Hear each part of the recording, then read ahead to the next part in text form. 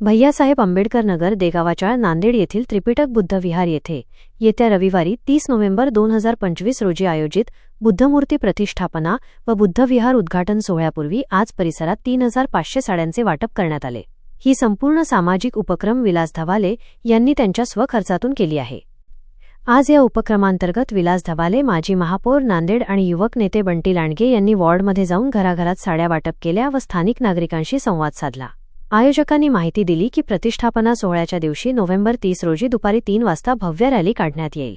ही rally Bhaiyasaheb Ambedkar Nagar देगावाचाळ परिसरातून निघून त्रिपिटक बुद्ध विहार येथे समारोप होईल।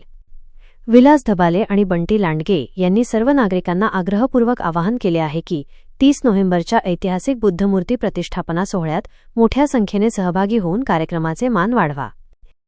दिनांक 30 नोव्हेंबर रविवार रोजी त्रिपिटक बौद्ध विहार उद्घाटन सोहळा व मूर्ती प्रतिष्ठापनाच्या अनुषंगाने विलासदादा धबाले यांच्या वतीने शुभ्र वस्त्र, साड्या व नऊवार 3500 3,500 साड्याचं या ठिकाणी वाटप होत आहे प्रभागामध्ये। आणि एक नवीन ॲक्टिव्हिटी की रॅली निघणार आहे, धम्म अशी रॅली या ठिकाणी मोठी निघणार आहे। त्या रॅलीमध्ये प्रभागातील सर्व उपासिका हे वस्त्र परिधान करून एक नवीन ॲक्टिव्हिटी निर्माण होईल प्रभागामध्ये।